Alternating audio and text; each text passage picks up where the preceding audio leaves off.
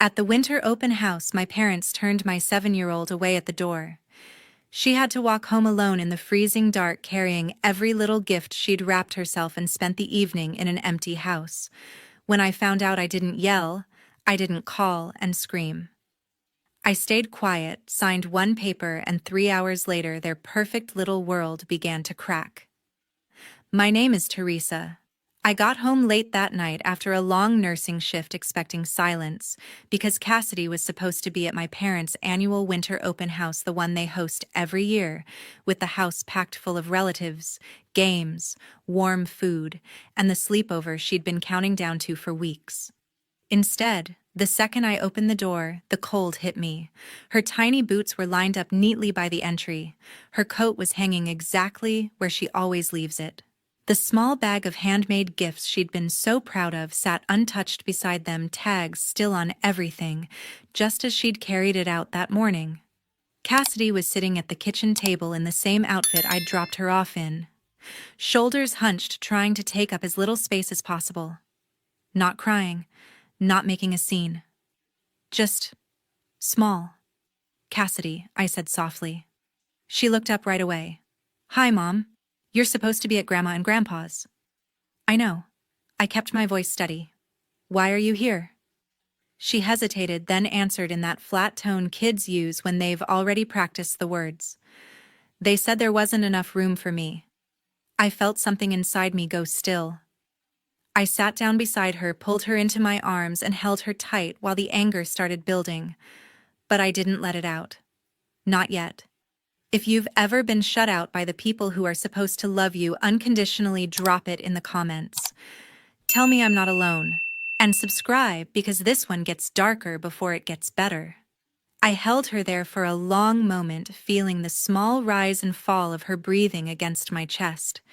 She didn't pull away, just stayed pressed close, like she was afraid to let go. Finally, I eased back a little and brushed the hair from her face. "Sweetheart," I said softly, "can you tell me what happened?" "From the beginning." Cassidy nodded, but the words didn't come right away. She picked at the edge of her sleeve, eyes fixed on the table. At 7, she wasn't great at lining everything up in order, so I had to draw it out gently, one piece at a time. "You got to Grandma and Grandpa's okay?" I asked. "Yeah." I rang the bell and Grandma opened the door. Her voice was small, careful. She looked surprised at first, like maybe she forgot I was coming. I kept my expression steady. Then what she said, the house was really full already. Lots of people inside. She told me to wait on the porch for a minute because the grown-ups were talking. I felt a twist in my stomach, but I just nodded. "Okay. How long did you wait?" "Not super long." Then Zachary came over. She hesitated, her fingers tightening on the sleeve. He saw my bag of gifts and kicked it a little, not hard but enough that it moved. He laughed and said my winter outfit looked cheap, like it didn't match what everyone else was wearing inside. Zachary, my sister Robyn's son, a couple years older and always quick with a smirk. I pictured him standing there in the doorway, the light from the house spilling out behind him and no one correcting him. "Did anyone say anything to him?" I asked quietly. Cassidy shook her head. "Grandpa was nearby, but he just told everyone not to make a fuss." Then Grandma said again, "There weren't enough chairs, and it would be better if I came another time. Better if she came another time. Like my daughter was an afterthought they could reschedule. What about the gifts?" I pressed, keeping my tone even. "She said it wasn't convenient to take them right now. Told me to bring the bag home." Cassidy's lower lip trembled for the first time. I tried to hand her the one I made for her, but she just looked at it and said, "Maybe later." I swallowed hard, imagining her standing there on the porch in the cold, holding out something she'd poured her heart into, only to have it pushed back. "And your phone died." She nodded. I asked if I could use theirs to call you. Grandma shook her head and said it would just complicate things, that you were busy anyway. Busy. Right. Then Grandpa said I should walk home, that it wasn't far and the neighborhood was safe. Safe for an adult, maybe. Not for a 7-year-old carrying a bag in the dark with the wind picking up off the Oregon hills. "How was the walk?" I asked, my voice barely above a whisper. Cold, she said simply. I kept thinking someone would notice I was gone and come get me, but no one did. I didn't know the way perfectly at first because we always drive, so I had to stop a couple times to remember. My hands hurt from holding the bag. Each word landed like a weight on my chest. I could see it so clearly, her little figure hurrying along the sidewalk, streetlights flickering, every house lit up warm except the one she'd just left. The fear she must have felt, but too proud or too trained to cry out loud. When she finished, the kitchen felt quieter than before. I pulled her closer again, resting my chin on her head. You did absolutely nothing wrong, I told her firmly. You were kind. You showed up with gifts. You were polite. If anyone should feel bad, it's the people who sent a child out into the cold. She made a tiny sound, half relief, half doubt, like she wanted to believe me but wasn't sure yet. I stood up, still holding her hand. Come on. Let's get you warmed up. I made hot chocolate the way she liked, extra marshmallows floating on top, the steam rising in curls. We moved to the couch, wrapped in the same blanket, her head against my side. She sipped slowly at first, then faster as the warmth sank in. For a while we didn't talk. I just stroked her hair and let her be. The anger was there, burning low and steady, but I kept it locked down. She didn't need to see it tonight. She needed to feel safe. Gradually, her eyelids grew heavy. The mug slipped from her fingers to the coffee table and she leaned fully into me, breathing slowing. I watched the faint tear tracks on her cheeks dry her face, smoothing out in sleep. She looked so young, so fragile, and something inside me hardened into resolve. I sat there long after she dozed off, staring into the dark, planning what came next. The house was finally still, the only sound the faint hum of the refrigerator in the kitchen. I stayed on the couch long after Cassidy's breathing had settled into the steady rhythm of deep sleep, her weight warm against my side. My mind wouldn't quiet down. What happened tonight wasn't some sudden cruelty. It was the culmination of patterns I'd recognized for years, patterns that ran deep in our family. Growing up, my parents always had a clear favorite. Robyn, my younger sister, was the one they celebrated. She was outgoing, always ready with a story or a laugh that made everyone feel included. They'd brag about her accomplishments to relatives, hang her awards on the fridge like trophies. Me, I was the quieter one, the one who needed more time to open up. When I went through my divorce young, after Cassidy's father walked out without looking back, they treated it like a personal failure on my part. They helped once with a small check that covered barely a month's bills, and then told everyone how generous they'd been, as if that single gesture erased any further obligation.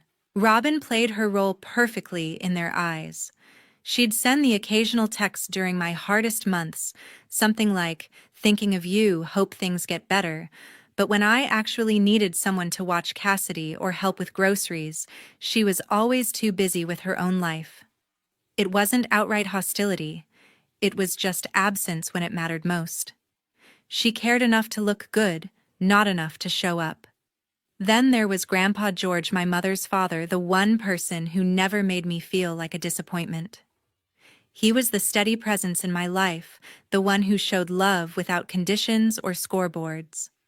After the divorce, when I was scrambling to keep things together as a single mom working shifts, he stepped in quietly. Every month he covered part of the mortgage payment on my parents' house, the big place they loved, showing off because he wanted the family to have space to gather during the holidays. He'd slip me extra for Cassidy's needs too, never making a fuss about it. But he wasn't perfect. We'd had our share of arguments over the years. He hated how fiercely independent I became, pushing away help because I didn't want to owe anyone. There was one blow-up I still remembered clearly. He accused me of shutting people out, of punishing myself more than necessary. "You don't have to do everything alone," he'd said, voice raised in frustration. I'd fired back that relying on family hadn't exactly worked out for me. We didn't speak for weeks after that, but he never stopped the support. Eventually we patched it up with his usual gruff apology and my quiet acceptance. He was getting older now, his legs giving him trouble on stairs, his energy not what it used to be. He lived alone in his modest home a short drive away, managing with a walker on bad days, but still sharp as ever upstairs. Cassidy adored him. He'd let her help in the kitchen, tell her old stories about when I was little, and always had time for her drawings or questions. He'd light up around her in a way that made the rest of the family's indifference stand out even more. What hurt the most was remembering how he used to talk about why he helped with the house. "So there's room for all of you," he'd say, especially around winter gatherings. Family should have a place to come together when it's cold outside. He believed in that, deeply poured his retirement savings into making it possible. Yet lately visits to him had dwindled. My parents would call occasionally to check in, then act like that counted as real effort. Robyn barely mentioned him unless it involved some future benefit. Sitting there in the dim living room, I traced those threads back further. The favoritism wasn't new. It had shaped how they saw obligations, who deserved what. They'd built their comfortable life partly on Grandpa George's generosity, treating it like something earned rather than given freely. And now that same mindset had extended to Cassidy, my bright, eager daughter, reduced to an inconvenience because she didn't fit neatly into their evening. The unfairness of it settled heavy in my chest. He'd given so much to keep the family connected, only to watch them pull away when he needed them more. And tonight, they'd used the space he helped provide to exclude the one person who still looked forward to being part of it all. I glanced down at Cassidy, peaceful in sleep, and felt a surge of protectiveness. This wasn't just about one bad night. It was about years of imbalances finally tipping too far. That surge pushed me to my feet. I couldn't just sit with it anymore. I carried Cassidy gently to her bed, tucking the blanket around her before grabbing my phone. It was later than I usually called anyone, but Grandpa George had always been a night owl, and I needed him to hear this straight from her if she could manage it. I dialed the video call, settling back on the couch as the ringtone filled the quiet room. He answered quicker than I expected, his face appearing on the screen, with the familiar background of his living room lamp glowing behind him. His eyes crinkled at first in that warm way they always did when he saw me. "Teresa," he said, voice gravelly but alert. "Everything all right?" I hesitated, then turned the phone so he could see Cassidy's empty spot beside me before explaining softly that she'd fallen asleep. But I needed to talk. He nodded, waiting patiently as I recounted the evening in simple terms, the unexpected turn at my parents' door, the way she'd come home alone. Before I finished, Cassidy stirred from the bedroom, drawn by the sound of his voice through the speaker. She padded out in her socks, rubbing her eyes, and climbed onto the couch next to me without a word. I angled the phone so he could see her fully. "Hi, Grandpa," she mumbled, leaning in close. His expression softened immediately. "Hey, kiddo. Rough night." She nodded, then said quietly, just one short sentence that hit harder than any long explanation. "I think I did something wrong. That's why they sent me away." The change in him was instant. His face, usually quick with a smile, for her darkened brows drawing together, jaw tightening in a way I hadn't seen often. He didn't interrupt or rush to comfort. He just let the words hang there, absorbing them. I filled in the few details he asked for, keeping my voice low and steady. How full the house was the suggestion she walk back on her own. He listened without comment at first, eyes fixed on the screen, the lines around them deepening. Finally, he spoke, his tone measured, but edged with something firm. "I've helped them all these years because I thought that's what family does, keeps a place for everyone, especially the kids." He paused, glancing at Cassidy again, then back to me. "I can't accept my great-granddaughter being treated like she doesn't belong there." Cassidy shifted closer but stayed silent, watching him with wide eyes.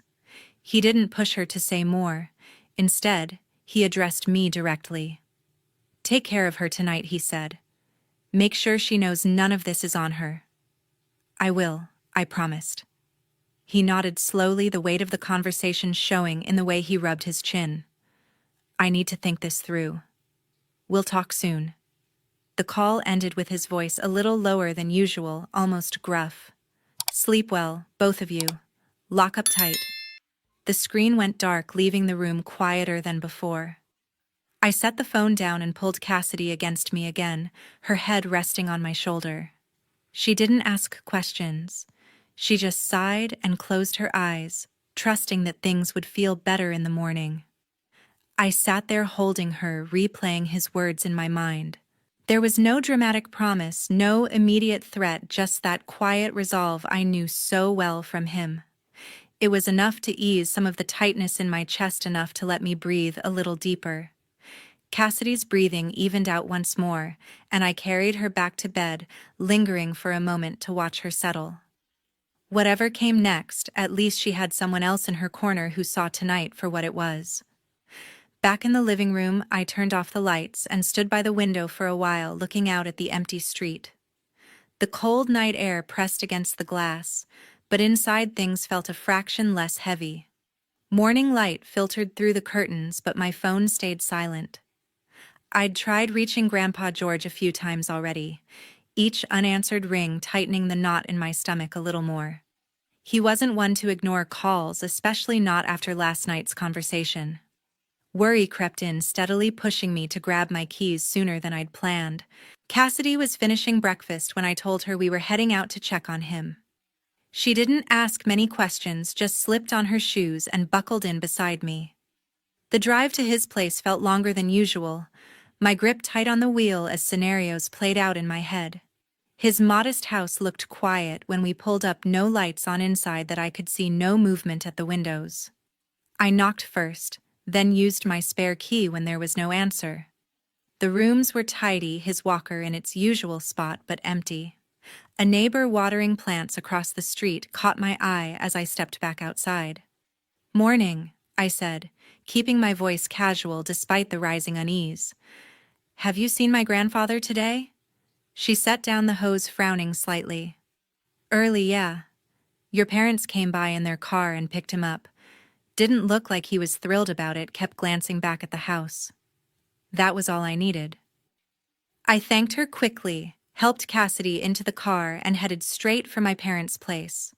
The route was familiar. The same streets Cassidy had walked alone in the cold, but I pushed the thought aside to focus on what lay ahead. Their driveway was empty except for their vehicle when I arrived. I parked and took Cassidy's hand as we walked up, her small fingers squeezing mine. I knocked hard, 3 sharp raps that echoed. My mother opened the door just a crack, at first her expression shifting to guarded the moment she saw us. "Mom," I said firmly, "where's Grandpa George?" She hesitated, then opened the door wider but stayed blocking the entry. "He's resting. It's not a good time. I need to see him. Now." My father appeared behind her, arms crossed. "Teresa, he's fine. We brought him here to keep an eye on him after he seemed upset last night." Upset last night. As if they had any idea what the call had really been about. "He doesn't live here," I replied, my voice staying level for Cassidy's sake. "You can't just take him without asking." My mother's lips pressed thin. "He's family. We're looking out for him. He doesn't need visitors stirring things up right now." Cassidy shifted closer to me, her grip tightening. I felt her trembling slightly and squeezed back reassuringly. "I'm not leaving until I hear it from him that he wants to be here," I insisted, stepping forward. My father shook his head. "Not happening. Go home." The refusal hit harder each time. I tried once more, raising my voice just enough. "Let me talk to him. 5 minutes." "No," my mother cut in sharply. "He's sleeping, and you're making a scene." Cassidy looked up at me, then eyes wide with the same worry I felt churning inside. The standoff stretched, tension thick in the air between us. They weren't budging, and every second they blocked the door fed the fear that something wasn't right. I pulled out my phone, thumb hovering over the screen. My parents exchanged glances, realizing what I was doing. "You're seriously calling the police?" my mother asked, incredulous. "Yes," I said calmly. I'm requesting a welfare check on my grandfather, an elderly man who may have been taken from his home without consent. I dialed 911, speaking clearly to the dispatcher. Grandpa George advanced age mobility issues, last seen being picked up early this morning by family members who are now refusing access. Possible concern he's not there voluntarily. I gave the address and stayed on the line until they confirmed officers were en route. My parents stood there, faces tightening with frustration and something close to panic. Cassidy held my hand tighter, staying quiet but close. The wait felt endless, the cold morning air biting as we stood on the porch they wouldn't let us cross. The patrol car pulled up within minutes, 2 officers stepping out and approaching the porch with calm professionalism. My parents shifted uncomfortably, my mother smoothing her sweater as if this were just a minor inconvenience.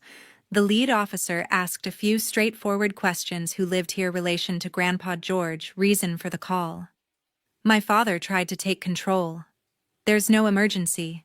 He's family resting inside. This is all a misunderstanding. The officer nodded politely but didn't back down. We still need to speak with him directly to confirm he's okay and hear of his own choice. My mother glanced at me with a mix of anger and embarrassment, then reluctantly stepped aside. The officers entered and we followed at a distance, Cassidy staying close by my side, her hand still in mine. The house smelled faintly of coffee and the lingering warmth from last night's gathering, but the atmosphere felt heavy now. Grandpa George was seated in the back living room, his walker within reach, a blanket draped over his lap. He looked tired, lines deeper around his eyes, but his gaze was clear and focused when he saw us. One officer crouched slightly to his level, speaking respectfully. "Sir, are you all right? Do you need any medical assistance?" He shook his head. "I'm fine physically." "And are you here because you want to be—" A pause. Grandpa George glanced toward my parents standing in the doorway, then back to the officer. "No. I'd like to go home." The words were simple, but they landed with finality. My mother started to protest. "He's confused. He doesn't mean." But the officer raised a hand, gently cutting her off without rudeness. "Ma'am, he seems clear-headed. We'll assist him if that's his wish." They helped him to his feet, steadying him as he gripped the walker. Cassidy let go of my hand and moved forward instinctively, taking his arm on the other side.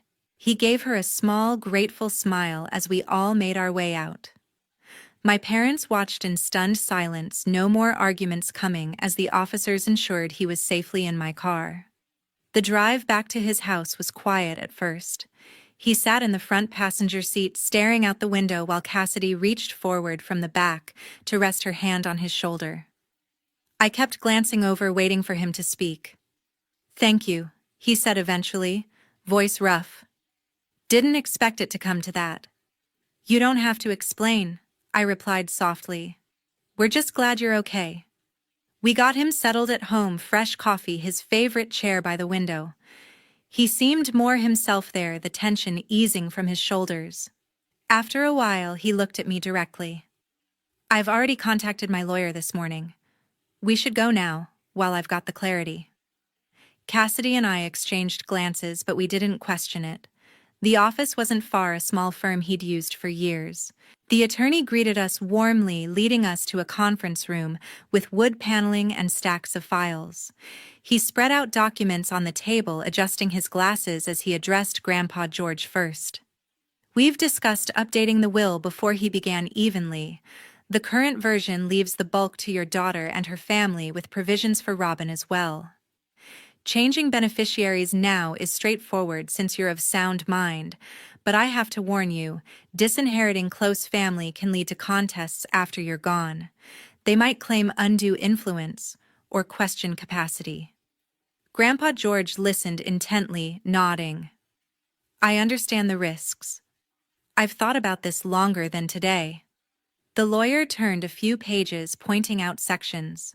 "We can redirect everything: savings, investments, the remaining property interests to Teresa, and a trust for Cassidy's education and future. It's clean, revocable only by you while you're able." I sat quietly watching as he explained the safeguards medical affirmation of capacity if needed, witnesses present. Cassidy stayed right beside her great-grandfather, her small hand wrapped around his the entire time. She didn't say a word, just watched his face with that serious expression kids get when they sense something important. He asked a couple clarifying questions about timelines about protecting Cassidy long-term. The attorney answered thoroughly, no rush, making sure everything was understood. When it came time, Grandpa George took the pen without hesitation, signing where indicated, initialing pages with steady strokes. The lawyer notarized, witnesses from the office signed, and it was done. He slid copies across the table, the weight of the moment settling in the room. Grandpa George leaned back, exhaling slowly. Cassidy squeezed his hand tighter, her eyes fixed on him, silent but present in a way that said more than words could. My phone started buzzing more than usual in the days that followed. The first real outburst came from Robyn. I was folding laundry when her name lit up the screen. I almost let it go to voicemail, but something made me answer. Teresa. Her voice cracked right away, thick with tears. What have you done? I stayed silent, waiting. You manipulated him. She went on, the words tumbling out between sobs. He's old, he's confused, and you took advantage. How could you turn him against us like this after everything the family has been through? I leaned against the counter, keeping my breathing even. Cassidy was in the next room, coloring, oblivious for now. He wasn't confused, I said calmly. He knew exactly what he wanted. She didn't let me finish. This is about money, isn't it? You've always been jealous. Mom and Dad gave you chances, and you threw them away. Now you're stealing what's supposed to be for all of us, for Zachary's future, for the house, for everything Grandpa worked for. The accusations kept coming, layered with years of resentment. She painted me as the schemer, the one who whispered in a vulnerable old man's ear to secure a bigger share. Each claim twisted facts I'd lived with for decades. When she paused for breath, I spoke. You mean the house he paid for while you all enjoyed the space? The same space you decided didn't have room for a 7-year-old one cold night. She faltered. That was different. It was crowded, things got hectic, and sending her out into the dark alone was the solution. My tone stayed low, measured. Letting Zachary mock her clothes while you stood by, refusing to even let her borrow a phone. It wasn't like that, she insisted, voice rising again. You're blowing it out of proportion to justify this betrayal. I didn't raise my voice.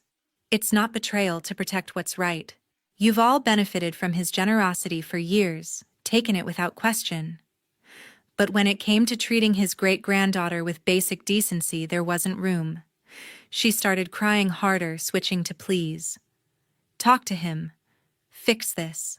He'll listen to you. Zachary deserves no. I cut in gently but firmly. He doesn't get to decide that anymore. The line went quiet except for her breathing. Then my mother's text came through almost simultaneously, a long message full of blame, calling me ungrateful, saying I'd broken her father's heart and destroyed the family. She ended with a threat to fight it legally to prove Grandpa George wasn't in his right mind. I read it once, then set the phone down.